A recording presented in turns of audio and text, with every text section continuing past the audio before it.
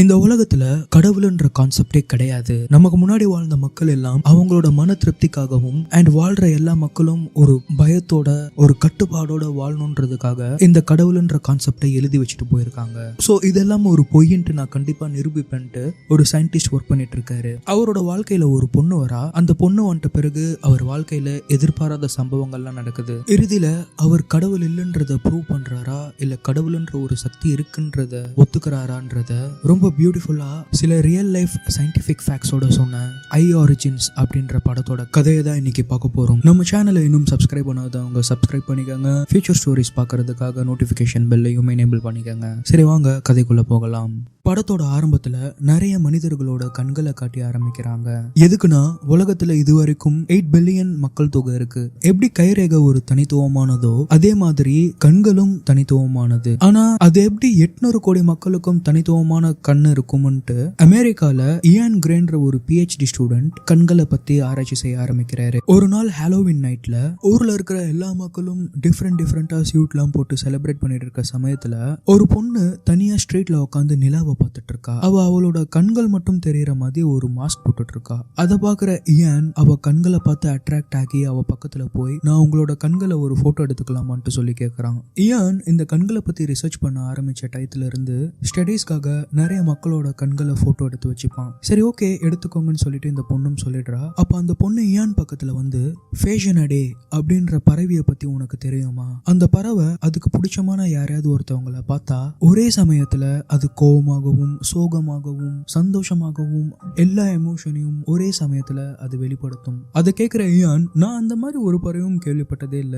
And இப்ப எதுக்கு சம்பந்தமே இல்லாம அந்த பறவை பத்தி என்கிட்ட சொல்லிட்டு இருக்குன்னு சொல்லி கேட்கறான். அப்ப அந்த பொண்ணு அவர்கிட்ட கொஞ்சம் க்ளோஸா வந்து கொஞ்சம் இன்டிமேட்டா ஃபீல் பண்றாங்க. அதை பாக்குற இயான் நான் உங்களுக்கு ஒரு அப்சல்யூட் ஸ்ட்ரேஞ்சர், நீங்க இதை நினைச்சு நாளைக்கு வருத்தப்பட மாட்டீங்கன்னு சொல்லி கேட்கறான். அதை கேட்கிற அந்த பொண்ணு கண் கலங்கி அங்க பக்கத்துல வர ஒரு கேப் நிறுத்தி உடனே கேப்ல ஏறி கிளம்பிடுறா. இயான் பின்னாடியே துரத்திட்டு வரான். பட் கேபின் நிறுத்தாம கிளம்பிடுறா. அடுத்த நாள் காலையில இயான் லேபுக்கு வராரு. அங்க அவரோட ஃப்ரெண்ட் ஒருத்தர் என்னடா இந்த வாட்டி உனக்கு ஒரு ஃபர்ஸ்ட் இயர் ஸ்டூடெண்ட் லேப் அசிஸ்டண்டா போட்டிருக்காங்க, ஃபைனல் இயர் பசங்களே ஒரு வேலையும் உருப்படியா பண்ண மாட்டாங்க, இதுல ஃபர்ஸ்ட் இயர் பொண்ணு வேறையா, என்ன பாடுபடுத்த போறால உன்னை போய் பாடுறான்ட்டு சொல்லி அனுப்புறாரு. அங்க இயான் வரதை பார்த்து அந்த பொண்ணு என்னோட பேர் கேரன் இன்ட்ரடியூஸ் பண்ணிக்கிறா. இயான் சரி என்ன ஃபாலோ பண்ணு. அங்க இயான் என்ன பண்ணிட்டு இருக்காருன்னா ஒரு கலர் தெரியாத எலிக்கு கலர் தரதுக்கான ஒரு ஆராய்ச்சி பண்ணிட்டு இருக்காரு. அதை பாக்குற கேரன் நீங்க மனிதர்களோட கண்களை தானே ஆராய்ச்சி பண்றதா சொன்னாங்க, நீங்க என்ன இங்க எலியோட கண்ணை ஆராய்ச்சி பண்ணிட்டு இருக்கீங்கன்னு கேக்குறாங்க. அதுக்கு ஏன் மனிதரோட முழுசா வளர்ச்சி அடைந்த கண்ணுல மொத்தம் 12 உறுப்புகள் இருக்கும். அந்த 12 உறுப்புகள்ல கலர் பார்க்க வைக்கிற உறுப்பு தான் கடைசி. சோ நம்ம கலர் பார்க்க தெரியாத ஒரு உயிரினத்துக்கு நம்ம கண்ணுல இருக்க கலர் பார்க்க உதவுற அந்த ஜீனை எடுத்து நம்ம இந்த கலர் பார்க்க முடியாத இந்த எலிக்கு பொருத்தி அந்த எலிய கலர் பார்க்க வச்சுட்டோம்னா அதே மாதிரி நம்ம கண்கள்ல மீதி இருக்கிற 11 பார்ட்டையும் மற்ற உயிரினங்களுக்கு செலுத்தி செயல்படுத்த வைக்கலாம். இதையெல்லாம் கேட்கிற கேரன் இப்படி பண்றதால நமக்கு என்ன யூஸ், ஏன் இப்படி பண்றீங்கன்னு சொல்லி கேட்கிறா. லைட் சோர்ஸோட கோரிலேட் ஆகி நம்மளோட கண்கள் பிரெயினோட கனெக்ட் ஆகி நம்மளுக்கு பாக்குற சக்தியை தருது. சோ மனிதர்கள் மிருகங்களோட ஒரு படி மேல போய் பாக்குறத அனலைஸ் பண்ணவும் ஆரம்பிச்சாங்க. அப்படி அனலைஸ் பண்ண ஆரம்பிச்ச நம்மளோட முன்னோர்கள்ல சில அறிவாளிகள் ரிலிஜியஸ் பிலீஃப் அப்படின்ற கான்செப்டை வச்சு கடவுள்ன்ற ஒரு விஷயத்தை உருவாக்கி இருக்காங்க. சோ இது மனிதர்களால உருவாக்கப்பட்ட ஒரு விஷயம். இதை நம்ம ப்ரூவ் பண்ணோம்னா நம்ம இந்த கண்ணை, அதாவது இந்த முழு வளர்ச்சி அடைந்த 12 பாகங்கள் கொண்ட கண்ணை உருவாக்கணும்னா நாம இதுக்கு ஒரு முற்றுப்புள்ளி வைக்கலாம். இதையெல்லாம் கேட்கிற கேரன் சரி நாம ஏன் கண்களோட கடைசி பாகத்துல இருந்து ஆரம்பிக்கிறோம், கண்ணே இல்லாத ஒரு உயிரினத்தை எடுத்து நம்மளோட வளர்ச்சி அடைந்த 12 பாகங்கள் கொண்ட கண்கள்ல முதல் உறுப்புல இருந்து அந்த கண் தெரியாத உயிரினத்துக்கு செலுத்தி அதை செயல்பட வச்சோம்னா இந்த ஆராய்ச்சி நம்ம விட்ட பிறகும் நமக்கு பின்னாடி வரவங்க எடுத்து ஃபாலோ பண்ணுவாங்கன்னு சொல்லி ஒரு ஐடியா தராங்க. நீ சொல்றதெல்லாம் கரெக்ட் தான்மா, நானும் அதை யோசிச்சேன். ஆனா மொத்தம் 10 லட்சத்துக்கும் அதிகமா கண்கள் இல்லாத உயிரினங்கள் இந்த உலகத்துல இருக்கு. அண்ட் அதுல குறிப்பா நாம இந்த ஜீன் இருக்கிற கண் இல்லாத உயிரினத்தை கண்டுபிடிச்சாதான் நம்ம இந்த டெஸ்ட்டை அது மேல செயல்படுத்த முடியும். சோ 10 லட்சம் உயிரினங்கள்ல இந்த ஜீனுடைய கண் இல்லாத உயிரினத்தை கண்டுபிடிக்கிறதுன்றது ஈஸியான விஷயம் கிடையாதுன்னு சொல்லி சொல்றாரு. அதை கேட்கிற கேரன் கஷ்டம் நினைச்சா எல்லாமே கஷ்டம் தான், நம்ம முயற்சி செய்யலாம்னு சொல்லி சொல்றாங்க. இதெல்லாம் பார்த்து செம எக்ஸைட் ஆகிற இயான் எனக்கு இது வரைக்கும் கிடைச்ச லேப் பார்ட்னர்லயே முதல் நாள்லயே you are the best one இருக்குன்ட்டு சொல்றாரு. அன்னைக்கு நைட் இயான் வீட்டுல ஹாலோவின் நைட்ல போட்டோ எடுத்த அந்த பொண்ணோட கண்களை பார்த்துட்டு இருக்காரு. அவரே அறியாம அந்த பொண்ணை ரொம்ப மிஸ் பண்ண ஆரம்பிக்கிறாரு. அடுத்த நாள் காலையில ஒரு சூப்பர் மார்க்கெட்ல சில திங்ஸ் எல்லாம் வாங்குறாரு. அண்ட் அந்த பில்ல $11.11 வருது. பே பண்ணிட்டு அந்த மார்க்கெட்ல இருந்து வெளியே வந்து பார்த்தா அவருக்கு ஆப்போசிட்ல இருக்கிற வால்ல ட்ரெயினோட ரிஃப்ளெக்ஷன் பட்டு எல்லாமே 1111 நம்பர் மாதிரி காட்டுது. உடனே அவர் அந்த பில்ல பாக்குறாரு. அந்த பில்ல அன்னைக்கு டேட்டுமே 1111 டைமும் 1111 இருக்கு. என்னடா இது எல்லாமே 11 இருக்குன்ட்டு ஷாக் ஆகுறாரு. அந்த சமயத்துல அவர் முன்னாடி ஒரு பஸ் வந்து நிக்குது. அந்த பஸ் நம்பரும் 11. இவர் ஏதோ ஒரு தேஜாவு மாதிரி ஃபீல் பண்ணி அந்த பஸ்ல ஏறுறாரு. பஸ் மூவ் பண்ண ஆரம்பிக்குது. அண்ட் கொஞ்ச தூரம் பஸ் போயிட்ட பிறகு நாம எங்க போயிட்டு இருக்கோம், ஏன் இந்த பஸ்ல ஏறணும்ட்டு ரியலைஸ் பண்ணி பஸ் நிறுத்த சொல்லிட்டு அந்த பஸ்ல இருந்து இறங்குறாரு. இறங்கி என்னதான் நமக்கு நடக்குதுன்ட்டு யோசிக்கிறாரு. அப்போ அந்த பஸ் கிராஸ் ஆகும்போது கண்ணாடியில பின்னாடி இருக்கிற ஒரு போர்டோட அட்வர்டைஸ்மெண்ட் ரிஃப்ளெக்ட் ஆகுது. அது என்னன்னு பார்த்தா அவர் அன்னைக்கு ஹாலோவின் டேல எடுத்த அந்த பொண்ணோட கண்கள். அது ஒரு பெரிய அட்வர்டைஸ்மெண்ட் போர்ட்ல போட்டிருக்காங்க. அதையெல்லாம் பார்த்துட்டு லேபுக்கு வர இயான் லேப் ஒர்க் எதுவும் பண்ணாம அந்த அட்வர்டைஸ்மெண்ட் நெட்ல போட்டு சர்ச் பண்ணிட்டு இருக்காரு. இவர் போட்டோ எடுத்த கண்ணும் அந்த அட்வர்டைஸ்மெண்ட்ல இருக்கிற கண்ணும் ஒன்னான்ட்டு மேட்ச் பண்றாரு. எக்ஸாக்ட்லி 2 கண்ணும் சேம் தான். சோ அந்த பொண்ணு யாரு, அவளோட பேர் என்ன அப்படின்றதெல்லாம் தெரிஞ்சுக்க வெப்சைட்ல சர்ச் பண்ண ஆரம்பிக்கிறாரு. அப்ப அந்த பொண்ணோட பேரு சோஃபின்றத கண்டுபிடிக்கிறாரு. இதெல்லாம் பாக்குற கேரன், நீங்க என்ன பண்ணிட்டு இருக்கீங்க, ஏதோ பொண்ணோட போட்டோ வச்சு சர்ச் பண்ணிட்டு இருக்கீங்கன்ட்டு சொல்லி கேக்குறா. இயான் கொஞ்சம் உணர்ச்சிகளை கட்டுப்படுத்தி, எல்லாம் நம்ம ஆராய்ச்சி சம்பந்தமான விஷயம் தாமா, நீ என்ன பண்ணிட்டு இருக்குன்ட்டு சொல்லி கேக்குறாரு. நாம ரிசர்ச் பண்ண போற உயிரினத்தை தேடிட்டு இருக்குன்ட்டு சொல்றாங்க. சரி ஓகே, நீ தேடிட்டு, எனக்கு வெளியே ஒரு வேலை இருக்குன்ட்டு சோஃபி அவங்களோட வெப்சைட்ல அதிகமா விசிட் பண்ற பிளேஸ்ன்ட்டு ஒரு காஃபி ஷாப் போட்டிருக்காங்க. அதனால அந்த காஃபி ஷாப்ல போய் சோஃபியை தேடுறாரு. இந்த மாதிரி சோஃபியை தேடி ஒரு வாரமா லேபுக்கே வரல. கேரன் மட்டும் லேப்ல எப்படியாவது அந்த உயிரினத்தை சீக்கிரமா கண்டுபிடிக்கணும்ட்டு தேடிட்டு இருக்காங்க. அப்படியே நிறைய நாள் போச்சு. இன்னும் நம்ம சோஃபியை தேடி இருந்தா லேப் ஒர்க்லாம் டிலே ஆயிடும்ட்டு அன்னைக்கு லேபுக்கு போலாம்ட்டு ட்ரெயின்ல வந்துட்டு இருக்காரு. அப்போ சர்ப்ரைஸா அந்த ட்ரெயின்ல சோஃபியை பாக்குறாரு. ரொம்ப ஹாப்பியா ஃபீல் பண்ற இயான் சோஃபி பக்கத்துல போய் உட்கார்றாரு. சோஃபியும் அவரை ரெகக்னைஸ் பண்ணி அவங்களுக்கு பிடிச்ச மென்டாஸ் சாக்லேட் அவருக்கு தராங்க. அண்ட் 2 பேரும் அடுத்த ஸ்டேஷன்ல இறங்கிட்டு ஒரு காஃபி ஷாப்ல உட்காந்து பேசிட்டு இருக்காங்க. அப்போ சோஃபி கேக்குறாங்க, ஏன் அன்னைக்கு நீ அப்படி சொன்ன, நான் அதை எக்ஸ்பெக்ட் பண்ணவே இல்லை உங்ககிட்ட இருந்து அப்படின்ட்டு சொல்லி கேக்குறாங்க. அதுக்கு இயான், ஆமா நம்ம பார்த்து ஒரு அரை மணி நேரம் கூட ஆகல, அதுக்குள்ள நீ அவ்வளோ இன்டிமேட்டா ஃபீல் பண்ணா நான் எப்படி ரியாக்ட் பண்றது, எனக்கு அது ஒரு லஸ்டா தான் தோணுச்சுன்ட்டு சொல்றாரு. அதை கேட்கிற சோஃபி, ஓ ஜட்ஜ்மெண்ட், யாரையும் இவ்வளவு சீக்கிரமா ஜட்ஜ் பண்ணிடாதுன்ட்டு சொல்றாங்க. சரி நீ சொல்லு, ஏன் நீ அன்னைக்கு அப்படி ரியாக்ட் பண்ணன்ட்டு கேக்குறாரு. அதுக்கு சோஃபி, என்னன்னு தெரியல, உன்னை பார்த்த முதல் நொடியிலேயே நான் உன்னை ஏற்கனவே பார்த்த ஒரு ஃபீல் மட்டுமே இல்ல, ஆல்ரெடி நாம ஒரு வாழ்க்கை வாழ்ந்த ஒரு உணர்வே ஏற்பட்டது, லைக் முன் ஜென்மத்துல நாம ஒன்னா இருந்த மாதிரின்ட்டு சொல்றாங்க. இதை கேட்கிற இயான், யூஸ்வலா பீப்புள் ஃப்ளோட் பண்றதுக்காக யூஸ் பண்ற டைலாக்ஸ் தானே எதுன்ட்டு சொல்லி கலாய்க்கிறாரு. சரி அதெல்லாம் இருக்கட்டும், எப்படி என்ன கண்டுபிடிச்சுன்ட்டு சொல்லி கேக்குறாங்க. அவருக்கு ஏற்பட்ட அந்த 11 சீக்வன்ஸ், அந்த ஒரு தேஜாவு மாதிரியான அந்த விஷயத்த சொல்றாரு. அதையெல்லாம் எக்ஸாக்டா கேக்குற சோஃபி, இந்த விஷயங்கள் எல்லாம் வச்சு பார்த்தா கடவுள் நம்மள இந்த ஜென்மத்திலயும் ஒன்னா சேரணும்னு நினைக்கிறாருன்ட்டு சொல்றாங்க. இங்க பாரு சோஃபி, நான் கடவுள் நம்பிக்கை இல்லாத ஒருத்தன், ஐ எம் அ சயின்டிஸ்ட், எனக்கு இதுல எல்லாம் நம்பிக்கை இல்லைன்ட்டு சொல்றாரு. சயின்டிஸ்டா, என்ன மாதிரியான சயின்டிஸ்ட், என்ன ஒர்க் பண்றேன்ட்டு சொல்லி கேக்குறாங்க. நான் கண்களை பத்தி ஆராய்ச்சி பண்ற ஒரு சயின்டிஸ்ட். ஸோ கண்களோட பரிணாம வளர்ச்சியை கண்டுபிடிச்சி கண்ணில்லாத ஒரு உயிரினத்துக்கு அந்த வளர்ச்சியை நம்ம செயல்படுத்தி அதை வெற்றியடை செய்துட்டோம்னா கடவுள் இல்லைன்ற விஷயத்த அதிகாரப்பூர்வமா நிரூபிச்சிடலாம்ட்டு சொல்றாரு. கடவுள்ன்ற ஒரு விஷயம் இல்லைன்ட்டு ப்ரூவ் பண்றதுக்காக நீ எதுக்கு இவ்வளவு ஹார்ட் ஒர்க் பண்றேன்ட்டு கேக்குறாங்க. வெயிட் ஒரு நிமிஷம் நிறுத்துமா, ஃபர்ஸ்ட் கடவுள் இருக்காங்கன்றத யாரு ப்ரூவ் பண்ணான்ட்டு சொல்லுன்ட்டு கேக்குறாரு. அதுக்கு பதில் இல்லாம சோஃபி தலகுனிறாங்க. சோ இங்க பாரு சோஃபி, எனக்கு இந்த கடவுள் நம்பிக்கை, மறுஜென்மம், முன் ஜென்மம் அதுல எல்லாம் நம்பிக்கை இல்ல. ஆனா எனக்குள்ள ஏதோ ஒரு விஷயம் உன்னை தேட வச்சிச்சு அண்ட் எனக்கு உன்னை பிடிச்சிருக்கு. சோ நாம ஃப்ரெண்ட்ஸா இருக்கலாமான்ட்டு சொல்லி கேக்குறாரு. அதை கேட்கிற சோஃபி, என்னதான் இவர் கடவுள் நம்பிக்கை இல்லாத ஒரு மனுஷனா இருந்தாலும் அவங்களோட ஸ்பிரிச்சுவல் பிலீஃபுக்காக நம்ம ஃப்ரெண்ட்ஸா இருக்கலாம்ட்டு சொல்லி பழக ஆரம்பிக்கிறாங்க. சோஃபியோட அதிகமா டைம் ஸ்பெண்ட் பண்ற ஏயான் லேபுக்கு வரதே இல்ல. சோ லேப்ல கேரன் மட்டும் தனியா அந்த ஆர்கானிசம் தேடிட்டு இருக்கா. இங்க சோஃபி இயான அவங்களுக்கு பிடிச்ச இடத்துக்கு எல்லாமே கூட்டிட்டு போயிட்டு இருக்காங்க. அப்ப அவங்க ஒரு வெள்ளை மயிலை காட்டுறாங்க. இறந்து போன ஆத்மாக்கள் வெள்ளை மயில்களா இந்த உலகத்துல சுத்தம்ட்டு சொல்றாங்க. இயான், சோஃபி தயவு செய்து நிறுத்து சோஃபி, எப்ப வெளியே வந்தாலும் எதுக்கு இதை பத்தியே பேசிட்டு இருக்கன்ட்டு அனாயிங்கா ஃபீல் பண்றாரு. ஏன்டா நீ இப்படி இருக்க, கடவுள் இல்லைன்ட்டு நீயே உன்னை ஏமாத்திட்டு இருக்க, ஒரு இருட்டான உலகத்துல வாழ்ந்துட்டு இருக்க, அங்க கதவுக்கு அந்த பக்கம் தெரியுற வெளிச்சத்தை பாரு, அந்த வெளிச்சம் தான் கடவுளோட உலகம், நீ அந்த வெளிச்சத்துக்கு வரணுமே, இன்னும் நீ இருட்டான உலகத்திலேயே வாழ்ந்துட்டு இருக்கன்ட்டு சொல்லி சோஃபி சொல்றாங்க. இந்த சீனை நல்லா ஞாபகம் வச்சுக்கோங்க, இது கிளைமேக்ஸ்ல ரொம்ப முக்கியமான ஒரு சீன். என்னதான் இருந்தாலும் இயானுக்கு ஒரு டேட்டா இல்லாம எந்த ஒரு ப்ரூஃபும் இல்லாம எந்த ஒரு விஷயத்தையும் நம்ப மாட்டேன்றான். என்னதான் சோஃபி சொன்னாலும் அதை அவன் நம்ப தயாரா இல்ல. சோ டிஸ்டர்ப்டா இருக்கிற இயானை அவங்களோட வீட்டுக்கு கூட்டிட்டு போறாங்க சோஃபி. அங்க சோஃபி அவங்களோட பாட்டியோட போட்டோ காட்டுறாங்க. அண்ட் அங்க வீட்டுல ஒரு சிலையோட போட்டோவை மாட்டி வச்சிருக்காங்க. அது ஏன் கிட்ட காட்டி வானத்துல இருந்து ஒரு ஏஞ்சல் இந்த உலகத்துல இறங்கி சிலையா மாறின மாதிரி இருக்குல்லன்ட்டு சொல்றாங்க. ஆஹா, இவன் நம்ம வாயை கிளறிட்டே இருக்காளேன்ட்டு எதுவும் சொல்லாம சைலண்டா முழிச்சு பார்த்துட்டு இருக்காரு. அப்போ சோஃபி சடனா ஏன் நாம கல்யாணம் பண்ணிக்கலாமா அப்படின்ட்டு கேக்குறாங்க. கொஞ்சம் ஷாக்கா ஒரு ஐயா எப்போன்ட்டு கேக்குறாரு. இப்போ உடனே இன்னைக்கு உடனே பண்ணிக்கலாம்னு சொல்லிட்டு நல்லா ட்ரெஸ் பண்ணிட்டு ஒரு ரெஜிஸ்டர் ஆஃபீஸ்க்கு போறாங்க. ரொம்ப எக்ஸைட்டடா ரெண்டு பேரும் ரெஜிஸ்டர் ஆஃபீஸ்க்கு உள்ள போறாங்க. அங்க போயிட்டு ரெஜிஸ்ட்ரேஷன் ஃபார்ம் கேக்குறாங்க. அப்போ அங்க இருக்கிற ஒரு ஆஃபீஸர், நீங்க இன்னைக்கு ரெஜிஸ்டர் பண்ணா நாளைக்கு தான் கல்யாணம் பண்ண முடியும், ரெஜிஸ்ட்ரேஷனுக்கு அப்புறம் 24 மணி நேரம் வெயிட் பண்ணணும்ட்டு சொல்றாரு. ஏன் நாங்க உடனே இப்பவே பண்ணிக்க முடியாதான்ட்டு சொல்லி கேக்குறாங்க. முடியாதுன்னு சொல்றதுனால ரெண்டு பேரும் டிசப்பாயிண்டடா வெளியே வராங்க. அப்போ கேரன் ஏனுக்கு கால் பண்ணி, ஏன் நீங்க கண்டிப்பா இப்போ உடனே லேபுக்கு வந்தாகணும்ன்றாங்க. நாம தேடிட்டு இருக்க ஆர்கானிசத்தை கண்டுபிடிச்சிட்டேன் யான். அது ஒரு மண்புழு, எய்சேனியா ஃபெட்டிடான்ற ஒரு மண்புழு. எஸ்யான் வி ஃபவுண்ட் இட். இப்போ நம்மளால கண்கள் அமைப்பே இல்லாத ஒரு உயிரினத்துக்கு கண்களை செலுத்த முடியும்ட்டு ரொம்ப எக்ஸைட்டடா கேரன் சொல்றாங்க. இதையெல்லாம் கேட்கிற இயான், நான் உடனே லேபுக்கு வரேன் கேரன், நீ அங்கேயே வெயிட் பண்ணுன்ட்டு சொல்றாரு. ஆனா சோஃபி ரொம்ப அப்செட்டா உட்காந்து இருக்காங்க. ஏன்னா அங்க அவங்களுக்கு மேரேஜ் நடக்கல இல்லையா, இது ஒரு பேட் லக், ஏதோ ஒரு விஷயம் விபரீதமா நடக்க போகுதுன்ட்டு சொல்லி ஃபீல் பண்றாங்க. அப்போ இயான், இங்க பாரு சோஃபி, எனக்கு இந்த லக்ல எல்லாம் நம்பிக்கை கிடையாது, நம்ம ரெஜிஸ்டர் மேரேஜ் பண்ணலன்னா என்ன, நம்ம ஆல்ரெடி ஸ்பிரிச்சுவல் வேர்ல்டுல மேரிட் அப்படின்ட்டு வாங்கிட்டு வந்த மோதிரத்தை அவங்க கையில போட்டு விடுறாரு. ஸோ ஹாப்பியா ஃபீல் பண்ற சோஃபி, சரி வாங்க லேபுக்கு போலாம்ட்டு சொல்லிட்டு லேபுக்கு போறாங்க. அங்க கேரன் ரொம்ப ஆர்வமா ஏன் வான்ட்டு சொல்றாங்க. அப்போ ஏன் சோஃபியா பார்த்து இது என்னோட ஒய்ஃப்ன்ட்டு சொல்லி இன்ட்ரடியூஸ் பண்ணி வைக்கிறாரு. அந்த லேப் அட்மாஸ்பியர் சோஃபிக்கு கொஞ்சம் கூட பிடிக்கல. அந்த ஸ்மெல்லும் அங்க இருக்கிற விஷயங்களும் பார்த்தா ரொம்ப டிஸ்டர்ப்டா சோஃபி ஃபீல் பண்றாங்க. அதனால ஓரமா ஒரு இடத்துல போய் உட்காந்துடுறாங்க.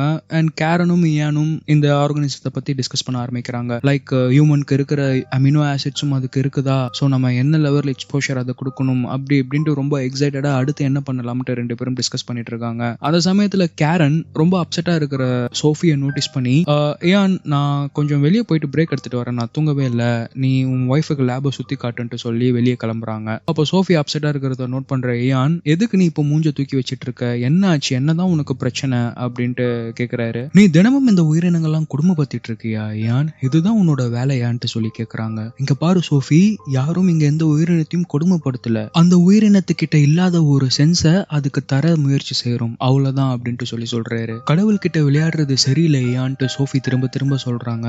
ஒரு கட்டத்துல செம காண்டாவுற ஏன், ஸ்டாப் இட் சோஃபி, நீங்க வேணா உங்களுக்கு மேல ஆகாயத்து மேல யாரோ ஒருத்தர் இருக்காரு உங்களை இதெல்லாம் பண்ண சொல்றாருன்றத நம்பலாம், ஆனா ஆதாரம் இல்லாம எதையும் நம்ப நான் தயாரா இல்ல சோஃபின்ட்டு சொல்றாரு. அப்போ சோஃபி, சரி இந்த புழுக்கு மொத்தம் எத்தனை சென்ஸ் இருக்குன்ட்டு கேக்குறாங்க. இப்போதைக்கு அதுக்கு டச் அண்ட் ஸ்மெல் 2 சென்ஸ் இருக்குன்ட்டு சொல்றாரு. அப்போ இந்த புழுக்கு அதை சுத்தி லைட்ன்ற ஒரு சோர்ஸ் இருக்குன்ற விஷயமே தெரியாது, அதுக்கு நீ கொஞ்சம் மாடிஃபிகேஷன் பண்ணி கண்ணு செலுத்த போற, கரெக்டா? ஒருவேளை அதுல நீ சக்சஸ் ஆனினா அந்த புழுக்கு இல்லாத ஒரு 3வது சென்ஸை ஆர்டிபிஷியலா நம்மளால செலுத்த முடியும். அதே போல நம்மள சில மனிதர்கள் ஸ்பிரிச்சுவல் வேர்ல்டுன்ற ஒரு விஷயத்தோட யார் மாடிஃபிகேஷனும் இல்லாம இயற்கையாவே மியூட்டேட் ஆயிருக்காங்க.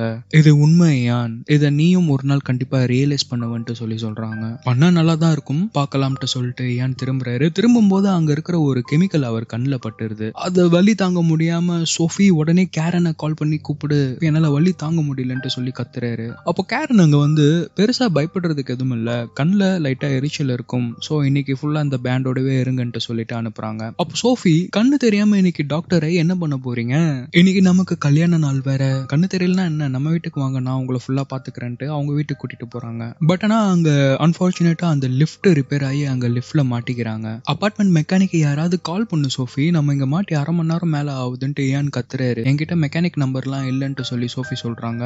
என்ன சோஃபி, நீ குழந்தையா, நீ இம்பார்ட்டன்ட் நம்பர்லாம் சேவ் பண்ணிக்க மாட்டியான்ட்டு ஏன் கத்துறாரு. அதுக்கு சோஃபி, நான் வேணா கேரனை கூப்பிட்டுமா, உனக்கு லேப்ல கண்ணு அடிபடும் போது நீ கேரனை தானே கூப்பிட்ட, கேரனை கால் பண்ணட்டுமான்ட்டு கொஞ்சம் சைல்டிஷா பொசசிவா பிஹேவ் பண்ணிட்டு இருக்காங்க. சோஃபி, இது விளையாடுறதுக்கு நேரம் இடம் இல்ல சோஃபி, லிஃப்ட் இப்ப அன்ஸ்டேபிளா இருக்கு சோஃபின்ட்டு அவர் கண்ணுல இருக்கிற பேண்டேஜை கழட்டிட்டு தப்பிக்கிறதுக்கு மேல ஒரு வழியை கண்டுபிடிக்கிறாரு. அங்க சோஃபியை மேல ஏத்தி விட பார்த்தா சோஃபி நீ ஃபர்ஸ்ட் போ, நீ போயிட்டு என்ன மேல ஏத்துன்ட்டு சொல்றாங்க. சரி ஓகேன்ட்டு இவர் மேல போயிட்டு சோஃபியை வான்ட்டு கூப்பிடுறாரு. ஆனா சோஃபி அங்க பயத்துல ஓரமா உட்காந்து அழுதுட்டு இருக்காங்க.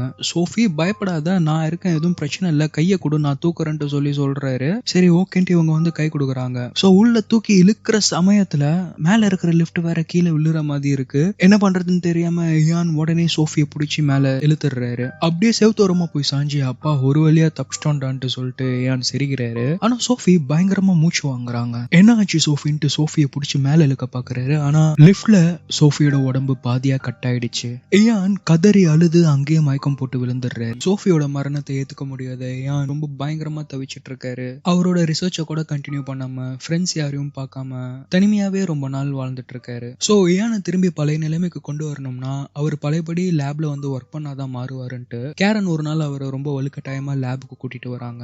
இயான் சோஃபியோட லாஸ் எவ்வளவு பெரிய இழப்புன்ட்டு எனக்கு தெரியும் இயான், உன்னால சோஃபியோட இடத்த வேற யாருக்கும் தர முடியாதுன்ட்டும் எனக்கு தெரியும். But I always loved you, நீ மறுபடியும் இந்த ஒர்க்கை ஆரம்பிக்கணும் இயான், நான் எப்பயும் உன் கூட இருப்பேன்ட்டு சொல்றாங்க. அப்படியே கட் பண்ணி ஒரு 7 வருஷம் கழிச்சு பார்த்தா இயான் அவரோட ஃப்ரெண்டு கேரன் எல்லாரும் ஒரு லைவ் டெலிகாஸ்ட் ப்ரோக்ராம்ல இருக்காங்க. அங்க என்னன்னா இவங்க அந்த எர்த் வார்முக்கு முழுமையா கண்ணு செலுத்த முடியாட்டியும் அவங்க அவ்வளவு தூரம் ஆராய்ச்சி பண்ணதே ஒரு பெரிய மைல் கல்லுன்ட்டு அவங்களுக்கு ஒரு பாராட்டு விழா மாதிரி நடத்துறாங்க. அண்ட் இது வரைக்கும் அவங்க இந்த ஆராய்ச்சியில கண்டுபிடிச்ச விஷயங்கள் எல்லாத்தையும் ஒரு புக்கா எழுதி அதையும் பப்ளிஷ் பண்றாங்க. இன்னொரு முக்கியமான விஷயம் என்ன நோட் பண்ணா இயானோட அந்த நிலைமையில இருந்து வெளியே வர்றதுக்கான உதவுன கேரனியே அவர் லவ் பண்ணி மேரேஜ் பண்ணிக்கிறாரு. அண்ட் அவங்களுக்கு ஒரு பாய் பேபியும் பிறக்குது. அப்போ அவங்க குழந்தை பிறந்த ஹாஸ்பிட்டல்ல குழந்தையோட கண்களை ஸ்கேன் பண்ண பேரண்ட்ஸ் கிட்ட பெர்மிஷன் கேட்கறாங்க ஒரு நர்ஸ். ஆக்சுவலா என்னன்னா அப்போதான் யூஎஸ்ல அந்த ஒரு விஷயத்தை இனிஷியேட் பண்ணிருப்பாங்க. அதாவது பிறந்த குழந்தைங்களோட கண்களை ஸ்கேன் பண்ணி அதை டேட்டா பேஸ்ல ஸ்டோர் பண்ணணும்ன்றது. லைக் இந்தியால ஆதார் கார்டுக்காக ஐமெட்ரிக்ஸ் ஸ்டோர் பண்ணாங்க இல்லையா, அந்த மாதிரி கைரேகை எப்படி எல்லாருக்கும் தனித்துவமானதோ அதே மாதிரி எல்லாரோட கண்களோட பேட்டர்னும் தனித்துவமா இருக்கும்ட்டு. சோ அப்ப அவங்க குழந்தையோட கண்களை ஸ்கேன் பண்ணும்போது ஆல்ரெடி அந்த கண்ணு வேற யாரோ ஒருத்தரோட மேட்ச் ஆகிற மாதிரி சிஸ்டம்ல காட்டுது. இயானும் கேரனும் ரொம்ப ஷாக்கிங்கா என்னங்க குழந்தை இப்பதான் பிறந்தது, அதுக்குள்ள வேற யாரோட ப்ரொஃபைலோட குழந்தையோட கண்ணு மேட்ச் ஆகுது, என்ன ஆச்சு அப்படின்ட்டு கேக்குறாங்க. அதுக்கு அந்த நர்ஸ் சாரி இது சிஸ்டம் இப்பதானே நம்ம புதுசா இனிஷியேட் பண்ணிருக்கோம், அதனால ஏதாவது கிளிச்சஸா இருக்கும், நான் ரெஃப்ரெஷ் பண்ணிட்டு திரும்பி பண்றேன்ட்டு ரெஃப்ரெஷ் பண்ணிட்டு குழந்தையோட கண்ணை திரும்பி லோட் பண்ணிடுறாங்க. அடுத்த நாள் வீட்டுல இயானுக்கு அவர் குழந்தை பிறந்த ஹாஸ்பிட்டல்ல இருந்து ஒரு கால் வருது. அந்த ஹாஸ்பிட்டலோட லீட் டாக்டரான சிமன்ஸ் அப்படின்ற ஒருத்தவங்க இந்த மாதிரி உங்க குழந்தைக்கு ஏதோ ஒரு நோய் இருக்கிற மாதிரி நாங்க சஜஸ்ட் பண்றோம், சோ அதை நாங்க டெஸ்ட் பண்ணி பார்க்கணும், பயப்படாதீங்க, அது அந்த நோயா இருக்க வாய்ப்பு இல்ல, இருந்தாலும் ஒரு டெஸ்ட் எடுத்துக்கிறது நல்லதுன்ட்டு சொல்லி உடனே ஹாஸ்பிட்டலுக்கு வர முடியுமான்ட்டு கூப்பிடுறாங்க. என்னடா இப்படி சொல்றாங்களேன்ட்டு கேரனும் இயானும் பயந்து பதறி போய் உடனே அவங்க குழந்தைய கூட்டிட்டு ஹாஸ்பிட்டல் போறாங்க. அங்க அந்த டாக்டர் குழந்தைய ஒரு தனி ரூம்ல உட்கார வச்சு அந்த குழந்தைக்கு முன்னாடி 2 ஃப்ரேம்ல டிஃபரெண்டான போட்டோஸை போட்டு காட்டிட்டு இருக்காங்க. அந்த குழந்தை அந்த போட்டோஸ் எல்லாம் பார்த்து எப்படி ரியாக்ட் பண்ணுது, எந்த போட்டோவை அதிக நேரம் பாக்குது அப்படின்ற விஷயத்தெல்லாம் இங்க இவங்க இந்த கம்ப்யூட்டர்ல மானிட்டர் பண்ணிட்டு இருக்காங்க. இதெல்லாம் பாக்குற இயான் என்ன நோய்க்கு நீங்க என்ன டெஸ்ட் எடுத்துட்டு இருக்கீங்கன்னு சொல்லி கேக்குறாரு. ஆனா அந்த டாக்டர் அவருக்கு எந்த ரெஸ்பான்ஸும் சொல்லாம அவங்க அந்த டெஸ்டையே திரும்பி கண்டினியூ பண்ணிட்டு இருக்காங்க. அப்போ அவங்க சில போட்டோஸை பார்த்து அந்த குழந்தை சிரிக்குது, சில போட்டோஸை பார்த்து அழுவுது. குறிப்பா அங்க ஒரு வயசான ஒருத்தவங்களோட போட்டோ டிஸ்பிளே பண்றாங்க. அதை பார்த்து அந்த குழந்தை ரொம்ப பயங்கரமா அழ ஆரம்பிக்குது. உடனே கேரன் தி டெஸ்ட் இஸ் ஓவர், நீங்க என்னன்னே சொல்லாம என்ன பண்ணிட்டு இருக்கீங்கன்னு தெரியலன்ட்டு குழந்தைய எடுத்துட்டு 2 பேரும் கிளம்பிடுறாங்க. வீட்டுல 2 பேருக்கும் பயங்கர டென்ஷன். நம்ம படிச்சவங்க நம்ம கிட்டயே என்ன பண்றாங்கன்ட்டு சொல்லாம பண்ணிட்டு இருக்காங்க. இந்த டாக்டர்ஸ் எல்லாம் முழுசா நம்புறதுக்கே பயமா இருக்கு.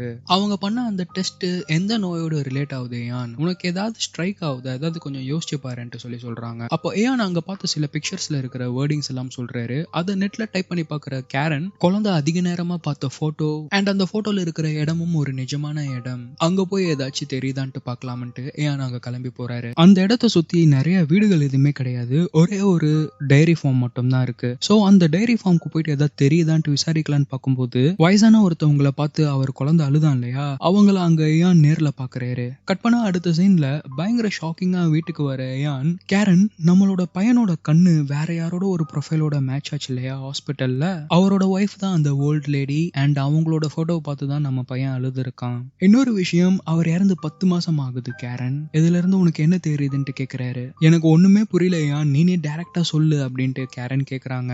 அதுக்கு ஏன் அவர் இறந்து 10 மாசம் ஆகுது, 10 மாசத்துக்கு முன்னாடி முன்னாடி நம்மளோட பையன் கன்சீவ் ஆயிருக்கான், அவரோட கண்ணும் நம்மளோட பையனோட கண்ணும் ஒன்னா மேட்ச் ஆகுது அண்ட் நம்ம பையன் அவங்களோட ஒய்ஃபை பார்த்து அழுவுறான். சோ இறந்த ஒவ்வொருத்தருமே அவங்களோட கண்கள் மூலியமா மறுஜென்மம் எடுக்கிறாங்க. மறுஜென்மத்துல குழந்தையா பிறக்கிற ஒவ்வொருத்தரோட முன்ஜென்ம மெமரிஸும் இந்த ஜென்மத்துல அந்த குழந்தை கிரியேட் பண்ற புது மெமரிஸ்னால அந்த முன்ஜென்மத்தோட மெமரிஸ் ஒரு ஓரமா அழிஞ்சிடுது. அண்ட் இந்த மெமரிஸ் எல்லாமே கேரி பண்றதுக்கு ஒரு டூலா இருக்கிறது கண்கள் அப்படின்ட்டு தியரிட்டிக்கலா சம்மரைஸ் பண்றாரு. அதெல்லாம் கேட்கிற கேரன் உடனே அவங்களோட ஃப்ரெண்டை வீட்டுக்கு கூப்பிடுறாங்க. அவர் ஐ பயோமெட்ரிக்ஸ் டேட்டாபேஸ் சிஸ்டம்ல வேலை பார்க்கறாரு. ஏன் அவரை கூப்பிடுறாங்கன்னா, ஒரே ஒரு ப்ரொஃபைல் மேட்சை மட்டும் வச்சு நம்ம இந்த விஷயத்தை கன்க்ளூட் பண்ணிட முடியாது. ஸோ வேற ஏதாவது கண்கள் வேற யாரோட ப்ரொஃபைல்லையாவது இந்த டேட்டாபேஸ்ல மாட்டுதான்ட்டு கண்டுபிடிக்கலாம்ட்டு கூப்பிட்டுருப்பாங்க. அப்போ அவரோட ஃப்ரெண்டு, என்னடா நீங்க பைத்தியம் ஆயிட்டீங்களா என்ன, கண் ரேகையும் கைரேகை மாதிரி யூனிக்கானதுரா, யாருக்கிட்டையும் மேட்ச் ஆகாது அப்படின்ட்டு சொல்றாரு. அப்போ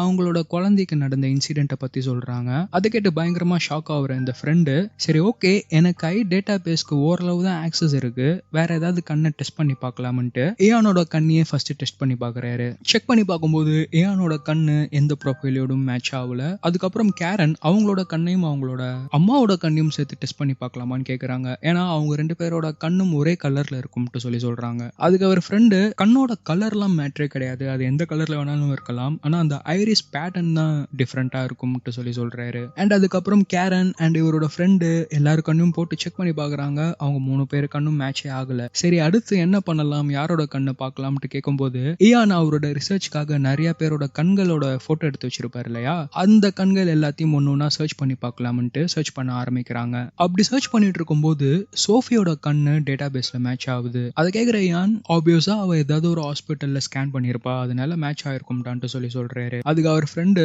இல்ல மச்சான், இந்த ஸ்கேனு 3 மாசத்துக்கு முன்னாடி இந்தியால எடுத்திருக்கிறதா டேட்டா பேஸ்ல அப்டேட் ஆயிருக்குதுடான்ட்டு சொல்றாரு. 3 பேருக்குமே பயங்கர ஷாக். சரி வேற ஏதாவது டீட்டெயில் சொல்றா, அது இந்தியால எங்க எடுத்திருக்காங்க, அது பையனா பொண்ணா, எக்ஸாக்டா எங்க இருக்காங்க, ஏதாவது டீட்டெயில் கண்டுபிடிடான்ட்டு கேட்கும்போது, என்னால எந்த சென்ட்ரல்ல ஸ்கேன் பண்ணிருக்காங்க மட்டும் தான் பார்க்க முடியும், ஃபுல் டேட்டா பேஸ் அந்த டாக்டர் சிமன்ஸ் கிட்ட தான் இருக்குடான்ட்டு சொல்றாரு. உடனே யான் இந்தியாவுக்கு கிளம்புறாரு. இந்தியால டெல்லியில இருக்கிற ஒரு கம்யூனிட்டி சென்டர்ல அந்த ஸ்கேன் எடுத்திருக்காங்கன்ற டீட்டெயில் மட்டும் தான் தெரியும். அந்த சென்டருக்கு இயான் போறாரு. அந்த கம்யூனிட்டி சென்டர்ல ஹெட்டா இருக்கிற பிரியா வர்மா அப்படின்ற ஒருத்தவங்களை இயான் மீட் பண்றாரு. அவரை இன்ட்ரோடியூஸ் பண்ணிக்கிட்டு, எனக்கு நீங்க ஒரு ஹெல்ப் பண்ணி ஆகணும், இந்த கண்களுடைய நபர் யாருன்ட்டு எனக்கு தெரிஞ்சாகணும், எனக்கு அவரோட கண்களை தவிர அவர் பேரு, அவர் யாரு என்னன்ற விஷயங்கள்லாம் எதுவுமே தெரியாதுன்ட்டு சொல்றாரு. அந்த கண்களை பாக்குற பிரியா, எனக்கு இந்த கண்ணு நல்லா ஞாபகம் இருக்கு, ஆனா இந்த முகத்துல அந்த கண்களை பார்த்த மாதிரி ஞாபகம் இல்லையேன்ட்டு சொல்றாங்க. அதை கேட்டு இயான், அதுக்காக தான் நான் அவங்கள தேடிட்டு இருக்கேன்ட்டு சொல்றாரு. சரி ஓகே, நாளைக்கு ஈவினிங் இந்த மார்க்கெட்டுக்கு வாங்க, நான் அங்க மத்த டீட்டெயில் எல்லாம் சொல்றேன்ட்டு சொல்றாங்க.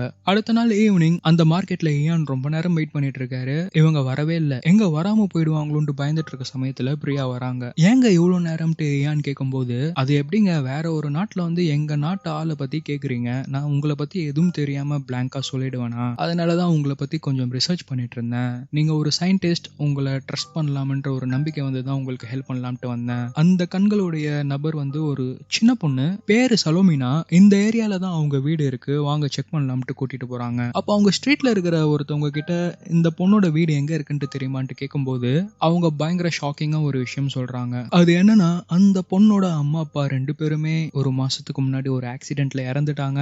அண்ட் அவங்க இறந்ததுக்கு அப்புறம் அந்த பொண்ணு எங்க இருக்கான்ட்டு யாருக்குமே தெரியல, இன்ஃபேக்ட் இருக்காங்களான்னு கூட தெரியலன்ட்டு கேரனுக்கு ஸ்கைப்ல கால் பண்ணி சொல்லிட்டு இருக்காரு. கேரன், டோன்ட் லூஸ் ஹோப் யான், கொஞ்ச நாள் அங்கேயே தங்கி தேடி பாருன்ட்டு சொல்றாங்க. உடனே அடுத்த நாள் காலையில அங்க இருக்கிற ஒரு ஏரியால ஒரு பெரிய பேனர்ல அந்த கண்களோட போட்டோ போட்டு, இந்த கண்களுடைய நபரை யாராவது பார்த்திருந்தா அவங்கள பத்தி தகவல் சொன்னா கேஷ் ரிவார்டுன்ட்டு ஒரு பெரிய அட்வர்டைஸ்மெண்ட் போடுறாரு. அந்த பேனரை பாக்குற பிரியா, நல்ல வேலை நீங்க என் நம்பரை கொடுக்கலன்ட்டு சர்காஸ்டிக்கா சிரிக்கிறாங்க. ஏங்க சிரிக்கிறீங்கன்ட்டு ஏன் கேக்குறாரு. அப்ப அவருக்கு ஒரு கால் வருது. அந்த கால்ல ஒரு பொண்ணு, என்னோட கண்ணு தான் அந்த கண்ணு, எவ்வளவு காசு தருவீங்கன்ட்டு கேக்குறாங்க. சோ இந்த மாதிரி நிறைய ஃபேக் கால்ஸ் தான் வருது. இவர் யார் கால் பண்ணாலுமே ஃபர்ஸ்ட் கேக்குற விஷயம் அந்த நபருடைய வயசு என்னன்ட்டு தான் கேட்பாரு. அண்ட் எல்லாருமே 20 வயசுக்கு மேலதான் சொல்றாங்க. பட் ஆனா இவர் தேடிட்டு இருக்க பொண்ணு ஒரு 7-8 வயசு உள்ள பொண்ணு. இந்த ஐடியா ஒர்க் அவுட் ஆகாது போலன்ட்டு ஒரு நாள் பிரியா கிட்ட பேசிட்டு இருக்காரு. அப்போ பிரியா, ஏன் உங்களுக்கு கடவுள் நம்பிக்கை இருக்கான்ட்டு கேக்குறாங்க. நீங்க என்ன பத்தி ரிசர்ச் பண்ணதான் சொன்னீங்களே பிரியா, அப்போ ஆப்வியஸா உங்களுக்கு தெரிஞ்சிருக்கணுமேன்ட்டு சொல்றாரு. அது தெரிஞ்சனாலதான் கேக்குறேன் யான், எதனால உங்களுக்கு கடவுள் நம்பிக்கை இல்ல, ஏன் ரிலீஜியஸ் பிலீஃப் மேல உங்களுக்கு இவ்வளவு ஒரு வெறுப்புன்ட்டு கேக்குறாங்க. எனக்கு வெறுப்புன்ட்டுலாம் சொல்ல முடியாது பிரியா. இது பல்லாயிரம் வருஷங்களுக்கு முன்னாடி மனிதர்களால எழுதப்பட்ட ஒரு விஷயத்தை ஃபாலோ பண்ணிட்டு அது ஒரு நமக்கு மேல இருக்கிற சக்தி கடவுள்ன்ட்டு சொல்லிட்டு நம்ம மக்கள் எல்லாரும் ஒரு மூட நம்பிக்கையில முழுகிட்டு இருக்கீங்கன்ட்டு தான் நான் நினைக்கிறேன். ஸோ அதை ப்ரூவ் பண்றதுக்காக தான் நான் இந்த சயின்டிபிக் ரிசர்ச் எல்லாம் பண்ணிட்டு இருக்கேன்ட்டு சொல்றாரு. அதுக்கு பிரியா, உங்களுக்கு ஒரு விஷயம் தெரியுமா யான்? பயங்கர கடவுள் நம்பிக்கை இருக்கிற ஒருத்தர்கிட்ட ஒரு சயின்டிஸ்ட் நான் சயின்ஸ் மூலியமா கடவுள்ன்ற ஒரு விஷயம் இல்லைன்ட்டு எவிடன்ஸோட ப்ரூவ் பண்ணா நீங்க என்ன பண்ணுவீங்கன்ட்டு சொல்லி கேட்டாராம். அதுக்கு அந்த கடவுள் நம்பிக்கை உடையவர் அந்த எவிடன்ஸ் எல்லாம் கரெக்டான்ட்டு நான் வெரிஃபை பண்ணிட்டு அதெல்லாம் உண்மையா இருந்தா நான் என்னோட நம்பிக்கையை மாத்தி பண்ணிட்டு சொல்லி சொன்னாராம். அதை கேட்கிற ஏன் அது ஒரு நல்ல பதில் தானே? எவிடன்ஸ் இருந்தா யார் வேணாலும் ஏத்துக்கலாம் இல்லைன்ட்டு சொல்லி சொல்றாரு. கரெக்ட் தான் ஏன். சோ அந்த மாதிரி உங்களுக்கு என்னைக்காவது ஒரு நாள் கடவுள் நம்பிக்கை இல்லைன்னா ஸ்பிரிச்சுவல் பிலீஃப் நம்புற மாதிரி ஏதாவது ஒரு விஷயம் நடந்தா நீங்க என்ன பண்ணுவீங்க? உங்க சயின்ஸை தூக்கி போட்டுருவீங்களான்ட்டு சொல்லி கேட்கறாங்க. அதுக்கு ஏன் கொஞ்ச நேரம் அமைதியா இருந்து அந்த மாதிரி எந்த விஷயமும் நடக்காது பிரியா, இது வரைக்கும் நடக்கல, இனிமேலும் நடக்காதுன்ட்டு சொல்லி சொல்றாரு. அதுக்கு பிரியா, கண்களை பத்தி ஆராய்ச்சி பண்ற நீங்க மக்களை இன்னொரு கண்ணோட்டத்தோடையும் பார்க்கணும்ட்டு சொல்லி சொல்றாங்க. அதை கேட்கிற யான் எதுவும் சொல்லாம அமைதியா அங்க இருந்து கிளம்புறாரு. சோ இந்த பேனர் ஐடியா ஒர்க் அவுட் ஆகாதுன்னு நினைக்கிறேன் பிரியா. இன்னும் ஒரு 2-3 நாள் இருந்து பார்த்துட்டு கிளம்பிடுறேன்ட்டு சொல்லி சொல்றாரு. அடுத்த நாள் காலையில அந்த அட்வர்டைஸ்மெண்ட்டை ரிமூவ் பண்ணிடுங்கன்னு சொல்லிட்டு இருக்காரு. அப்போ அங்க யாரோ ஒரு குட்டி பொண்ணு அந்த போட்டோவை ரொம்ப நேரம் முத்து பார்த்துட்டு இருக்கா. யாருடான்னு பக்கத்துல போய் பார்த்தா அது சோஃபியோட கண்களுடைய அந்த பொண்ணு சலோமினா. சோஃபியோட கண்களை திரும்பி பார்க்கிற யான் அந்த இடத்துல என்ன பண்றதுன்னு தெரியாம அப்படியே திகைச்சு போய் நிக்கிறாரு. பக்கத்துல போய் நீ எதுக்கு உன் அப்பா அம்மா இறந்துட்ட பிறகு பிரியாவை பார்க்க போல, என்ன பண்ணிட்டு இருக்கன்ட்டு சொல்லி கேட்கிறாரு.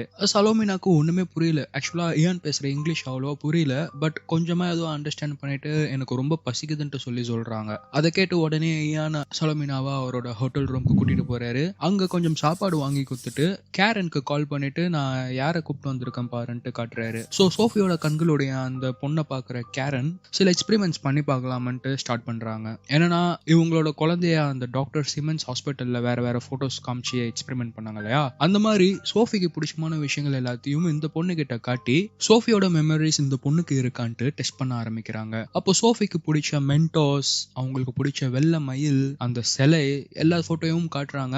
அண்ட் தனியா காட்டல, அது கூட வேற போட்டோஸ் மர்ஜ் பண்ணி காட்டுறாங்க. அதுல சலோமினா எதை பிக் பண்றான்ட்டு ஒரு ப்ராபபிலிட்டி செக் பண்றாங்க. சோ அதுல சலோமினா மென்டோஸ், அந்த வெள்ளை மயில், அந்த சிலையெல்லாம் ஓரளவு கரெக்டா சொல்லிடுறாங்க. பட் ஆனா ஒரு 30 போட்டோ கிட்ட அந்த மாதிரி காட்டுறாங்க. அதுல மேத்தமெட்டிக்கலா பார்த்தா இது ரேண்டமா சூஸ் பண்ண மாதிரி தான் இருக்கு. அண்ட் கடைசியில சோஃபியோட போட்டோவே வேற ஒரு 2 பொண்ணுங்கள் நடுவுல வச்சு காட்டுறாங்க. அதுல யாரை பிக் பண்றாங்கன்னு பார்த்தா சோஃபியை தான் அந்த பொண்ணு பிக் பண்றா. கேரன் அந்த டெஸ்டோட ரிசல்ட்ஸை டேலி பண்ணி இது ரேண்டமா பிக் பண்ண ஒரு ஆவரேஜ் தான் காட்டுது. எக்ஸாக்டா சோஃபியோட மெமரிஸை கேரி பண்ணி எதையும் பிக் பண்ண மாதிரி தெரியல. யான் நீ எப்படி ஃபீல் பண்றன்ட்டு கேக்குறாங்க. அதுக்கு யான் ஐ திங்க்ன்ட்டு ஆரம்பிக்கிறாரு. கேரன் உடனே அவரை ஸ்டாப் பண்ணி நீ என்ன திங்க் பண்றன்ட்டு நான் கேட்கலையா, நீ என்ன ஃபீல் பண்றன்ட்டு சொல்லுன்ட்டு கேக்குறாங்க. சோஃபியை திரும்பி பார்க்கணுன்றதுக்காக இதெல்லாம் பண்ணிட்டு இருக்க மாதிரி எனக்கு ஃபீல் ஆகுது. பட் ஆனா சயின்டிபிக்கா பார்த்தா நம்ம பண்றது ஏதோ ஒரு தேவையில்லாத வேலை மாதிரி தோணுது. இவங்க 2 பேரும் கண்ணும் ஒரே மாதிரி கண்ணா இருந்தா அது நம்ம கண்டுபிடிச்ச மெஷின்ல ஏதாவது ஃபால்ட்டா இருக்கலாம், மறுஜென்மம்லாம் பாசிபிலிட்டியே கிடையாது அப்படின்ட்டு சொல்றாரு. அதுக்கு கேரன் நம்ம பையன் அந்த லேடியை பார்த்து அழுததுக்கு பையன் பிறந்து அவனுக்கு இந்த ஜென்மத்துல எந்த மெமரிஸும் அவ்வளோ கிரியேட் ஆகல, அதனால அவனோட முன் ஜென்ம மெமரிஸே அவன் கேரி பண்ணியிருந்தனால அவங்களோட முன்ஜென்மத்துல அந்த ஒய்ஃபை பார்த்து அவன் ஃபீல் பண்ணி அழுதுருக்கலாம். இந்த பொண்ணு ஒரு 7-8 வருஷமா இந்த ஜென்மத்துல வாழ்றதால அவங்களுக்கு இங்க கிரியேட் பண்ண அந்த மெமரிஸ் அவங்களோட முன்ஜென்ம மெமரிஸ் அழிச்சிருக்கலாம் இல்லையான்ட்டு சொல்றாங்க. இதெல்லாம் கேட்கிற ஏன் நம்ம எந்த ஒரு அசம்ஷன்லயும் போக முடியாது கேரன், இதுக்கு ஒரு எந்த ஆதாரமும் இல்ல. சோ நான் அந்த பொண்ணை பிரியா கிட்ட ஒப்படைச்சிட்டு நம்ம வீட்டுக்கு வரேன்ட்டு சொல்லி கிளம்புறாரு. அப்போ சலோமினாவை கூப்பிட்டுட்டு கீழே போலாம்ட்டு லிஃப்ட்டுக்கு வெயிட் பண்ணிட்டு இருக்காரு. அவங்க முன்னாடி லிஃப்ட் வந்து ஓபன் ஆகுறத பார்த்த உடனே சலோமினா இவரை ஓடி போய் கட்டி பிடிச்சி அழுகுறாங்க. நான் லிஃப்ட்ல வரமாட்டேன், என்ன லிஃப்ட்ல கூப்பிட்டு போவாதீங்க, நான் லிஃப்ட்ல வரவே மாட்டேன், எனக்கு ரொம்ப பயமா இருக்குதுன்ட்டு ஏனை கட்டி பிடிச்சி அழுகுறாங்க. அதை பாக்குற ஏனுக்கு சோஃபி லிஃப்ட்ல தானே ப்ரூட்டலா இறந்தாங்க. ஏன் செம்ம ஷாக்கு, அவருக்கு என்ன பண்றதுனே தெரியல. அப்படியே கொஞ்ச நேரம் ஷாக்கா நிக்கிறாரு, அவருக்கு என்ன பண்றதுனே தெரியல ரியலா. ஒரு கட்டத்துல சலோமினாவை பார்த்து என் சோஃபி தான் திரும்பி கிடைச்சிட்டான்னு நினைச்சு சலோமினாவை கட்டி பிடிச்சி அவரும் கண் கலங்குறாரு. அப்புறம் சலோமினாவை தூக்கிட்டு ஸ்டெப்ஸ்ல இறங்கிட்டு அந்த ஹோட்டல் வெளியே அந்த ஹோட்டலோட கதவை திறந்து வெளியே போறாங்க. ஃபர்ஸ்ட் பார்ட்ல கதவு ஓபன் ஆகுற ஒரு சீனை ஞாபகம் வச்சுக்கோங்க, அது கிளைமேக்ஸ்க்கு தேவைப்படும் சொன்னேன் இல்லையா, அதுதான் இந்த சீன்ல ரெப்ரசென்ட் ஆகுது. சோஃபி அந்த கதவை தாண்டி இருக்கிற வெளிச்சம் தான் ஒரு ஸ்பிரிச்சுவல் வேர்ல்ட், அந்த வேர்ல்டுக்குள்ள நீ இன்னும் வரவே இல்லையான்ட்டு சொல்லுவாங்க. இப்போ சலோமினா ரூபத்துல சோஃபி அவரோட திரும்பி ஜாயின் பண்ணி லியான அந்த ஸ்பிரிச்சுவல் வேர்ல்டுக்கு கூப்பிட்டுட்டு போற மாதிரி எந்த ஒரு டைலாக்ஸும் இல்லாம ஆடியன்ஸ் அதை அப்படியே விஷுவலா ஃபீல் பண்ணும்ட்டு அப்படியே படத்தை முடிக்கிறாங்க. சரி, அவ்வளவுதான் படம் முடிஞ்சிச்சுன்னு பார்த்தா போஸ்ட் கிரெடிட்ல ஒரு பயங்கர இன்ட்ரெஸ்டிங்கான சீன் ஒன்று வச்சிருக்காங்க. என்னன்னா, ஆரம்பத்துல அந்த டாக்டர் இவங்க பையனை டெஸ்ட் பண்ணிட்டு இருந்தாங்க இல்லையா, என்ன எதுக்கு டெஸ்ட் பண்றாங்கன்னே சொல்லாம ஒரு டெஸ்ட் பண்ணிட்டு இருப்பாங்க. அந்த டெஸ்ட் என்னன்ட்டு ரிவீல் பண்ற மாதிரி காட்டுவாங்க. அங்க அவங்க என்ன பண்ணிட்டு இருக்காங்கன்னா, இதுக்கு முன்னாடி வாழ்ந்து இறந்து போன நிறைய கண்கள் எல்லாம் இப்ப வாழ்ந்துட்டு இருக்கிறவங்க கண்களோட டேட்டா பேஸ்ல மேட்ச் ஆகுது. ஸோ அவங்களோட பிரைமரி ரிசர்ச் இதுதான். அதுல அவங்க கன்க்ளூட் பண்ற விஷயம் என்னன்னா, இந்த உலகத்துல நல்ல விதமா வாழ்ந்து இறந்து போனவங்களோட கண்கள் மட்டும்தான் மறுஜென்மம் எடுக்குது. கெட்டவங்களா கெட்டது செய்து வாழ்ந்தவங்களோட கண்கள் எல்லாம் இதுவரைக்கும் யாரோட டேட்டா பேஸ்லயும் மேட்ச் ஆகலன்ட்டு ஒரு சீனை விஷுவலா ரெப்ரசென்ட் பண்ணுவாங்க. லைக் மகாத்மா காந்தி அவர் அஹிம்சையில வாழ்ந்தாரு, அவர் கண்ணு இப்ப வாழ்ந்துட்டு இருக்க ஒருத்தரோட கண்ணோட டேட்டா பேஸ்ல மேட்ச் ஆகுது. அதே மாதிரி மதர் தெரேசா அமைதிக்காக வாழ்ந்தவங்க, அவங்களோட கண்ணும் மேட்ச் ஆகுது. அப்படியே கொஞ்சம் ஆப்போசிட்ல எப்படி பார்த்தா ஹிட்லர், இந்த மாதிரி கெட்டவங்களா வாழ்ந்தவங்களோட கண்ணு இது வரைக்கும் யாரோட ப்ரொஃபைலையும் மேட்ச் ஆகல. ஸோ இதுதான் சிமன்ஸ் பண்ணிட்டு இருந்த டெஸ்ட். நல்லவங்களா வாழ்ந்தவங்களுக்கு மட்டும் மறுஜென்மம் கிடைக்குது அப்படின்ற ஒரு லீட செகண்ட் பார்ட்டுக்கு தர மாதிரி இந்த சீனை வச்சு முடிக்கிறாங்க. Hope you like this story guys. Once again thanks for வாட்சிங். அண்ட் இன்னும் நம்ம ஃபேமிலியில ஜாயின் பண்ணாதவங்க சப்ஸ்கிரைப் பண்ணி ஜாயின் பண்ணிக்கோங்க. இந்த மாதிரி நிறைய ஸ்டோரிஸ் நான் உங்களுக்கு கொண்டு வரேன். Stay safe and take care. Bye for now. அடுத்த வீடியோல பார்ப்போம். We'll be